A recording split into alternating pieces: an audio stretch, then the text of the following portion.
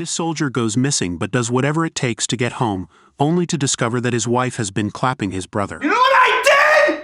The fucking get back to you! You fucking bitch! The movie starts with a young officer, Sam, writing a letter to his wife. In 4 days he'll be deployed, and since he might not return, he's writing this letter to be delivered to her, just in case. Turns out, Sam doesn't just have a wife, he also has 2 daughters. In the next scene, he's seen picking up his recently freed brother Tommy from jail. That night, the whole family gathers for dinner at their parents' house. Right off the bat, a few things are clear. Tommy and their dad have never gotten along. Dad's a bit of a jerk, but I guess he's just acting out his hurt and disappointment. Your brother's a hero. He's serving his country. Don't you ever forget that. Also, Sam and Tommy's mom is dead. Rip in peace. Dad remarried a woman named Elsie, but everyone seems cool with her.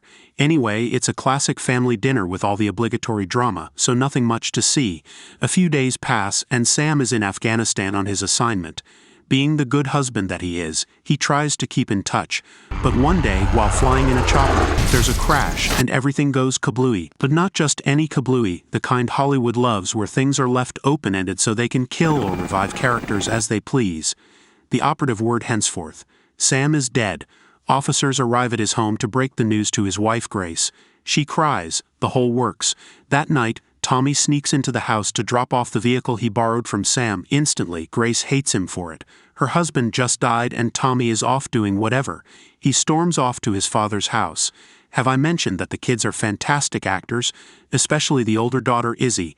The funeral is emotional, and these little professionals deliver everything: emotion, tears, body language, everything. Meanwhile, Hank, father to Sam and Tommy, chooses the perfect day to be a jerk, right at the funeral. Excellent timing. As if everyone isn't already having a hard time, he decides to throw in some scathing remarks. Did you hear those Marines in there today talking about your brother? Did you?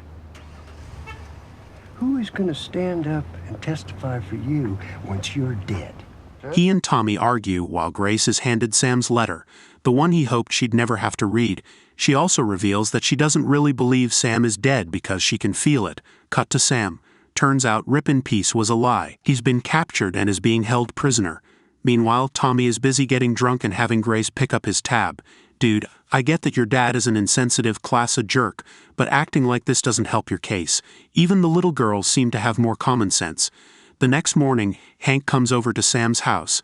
As usual, he and Tommy exchange fake pleasantries before eventually having a heart-to-heart. Hank even cries, for real.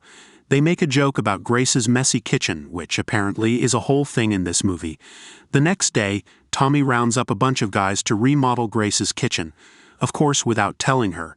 You can imagine her shock when she walks in and isn't exactly overflowing with praise and gratitude for him going over her recently widowed head in her own house. Meanwhile, it's been 2 months, and Sam and his partner, Private Willis, are still in captivity. Sam warns Willis not to divulge anything about their families so they can't be used as bargaining chips. But then the bad guys do what bad guys do best: divide and conquer. They separate Sam and Willis, and after tickling, torturing Willis a whole lot, he finally caves. I thought military training made you impervious to literally everything, but okay. Back at Sam's house, Tommy is being so sweet with the kids that Grace starts to soften up about the whole kitchen thing. He even helps the girls plan a birthday surprise for her. The moment the party starts, it's clear the movie is setting up something interesting between Tommy and Grace. Several lingering glances, lots of soft moments. One night, Tommy and Grace are talking at home, sharing backstories and realizing they have quite a few things in common. Alcohol is also invited to the conversation, making it the perfect setup. Of course, they get close, and at this point, you know what's about to happen. They catch themselves just in time, though. Tommy even cries. But something has definitely shifted. Meanwhile, while Tommy and Grace are doing their cutesy thing, Sam and his friend are having the time of their lives with the bad guys. The bad guys hand Sam a pipe and tell him to clap his partner with it. Willis spilled everything, so they say he's no longer useful. At first, Sam refuses, but then the bad guys start threatening him. It's either him or Willis. Sam eventually caves and goes sicko mode on his partner, killing him to death until he dies permanently. As if there's another way. After the incident, though, he isn't the same dude. Legit looks clapped on the inside and outside. No one does that kind of thing and just goes back to living a normal life. And like clockwork, just after Sam kills his partner, the U.S. troops swoop in to save him. Immediately after, Grace gets a call. Her husband is alive. It's a miracle, she was right all along. After the call, Grace, the kids, and Tommy rushed to welcome Sam home, and somehow, despite everything he's been through, Sam still has that insane haircut on his head. Like, how did he have time to clean up but not enough time to change that disaster of a cut? Priorities, I guess. But having Sam back isn't exactly easy for anyone. Seeing what he saw, doing what he did, it changes you. So even though Sam is home, Tommy is still playing dad. Things between Sam and Grace couldn't be more tense. An experience Hank, their father, says he also had with his wife after returning from serving in the military. One day, while the family is out ice skating, Sam asks Tommy a very important question. Did you and Grace ever clap? Because in his words, they look like two teenagers in love. Tommy can't give a straight answer, which tells Sam everything he needs to know. Why didn't Tommy just say no? I mean, it's not like they did, as far as we know. Sure, they might have feelings for each other now, but supposedly nothing happened. Anyway, in the next scene, Private Joe Willis's wife, Casey, and their son, Joe Jr., visit Sam and Grace. Casey struggles to control her emotions. She's angry that Sam made it back while her husband didn't. She asks if Sam saw or heard anything about her husband's death. Of course, Sam says no, but he has that creepy look in his eyes the entire time. Even Grace notices something is off. Later that night, Sam sneaks out of bed and starts obsessively arranging glasses in the kitchen. He's holding a gun, startled by every little noise like, dude, it's just a dog. But PTSD will do that to you. The next day, Sam reports to his superior officer and asks to be redeployed. Wait, what? So after everyone went through the emotional roller coaster of losing you, burying you, and then getting you back, you just want to leave again. But honestly, it's the trauma talking, so it's hard to blame him. The house is not fun with Sam around. He's short-tempered, takes things too seriously, snaps at the kids, and refuses to talk to Grace.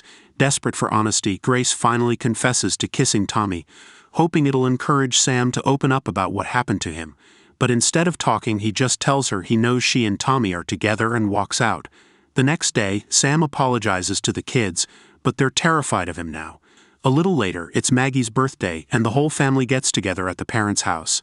Tommy shows up with a date, maybe to prove to Sam that he's not interested in Grace, or maybe just because he's a Chad. Izzy opens the door, gives him the dirtiest look, and just walks away.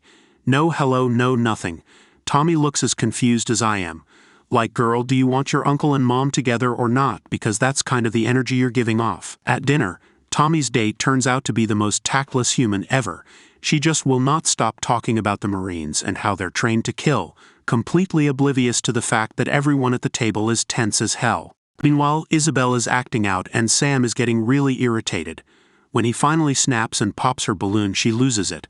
Couldn't you just stay dead? She even lies and says that Mom and Uncle Tommy were clapping all the time. Isabel. You're just mad because Mom would rather sleep with Uncle Tommy than you. Isabel. Like, how do you even know about these things, child? It's cruel, but you have to see it from her perspective.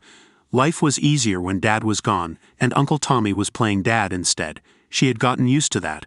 She was happy when Sam came back, but now he's acting like a jerk, so she just wants things to go back to the way they were.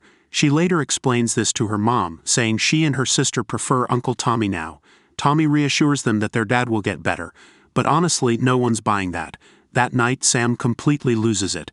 He destroys the kitchen, convinced that Grace cheated on him. You know what I did? The fucking distract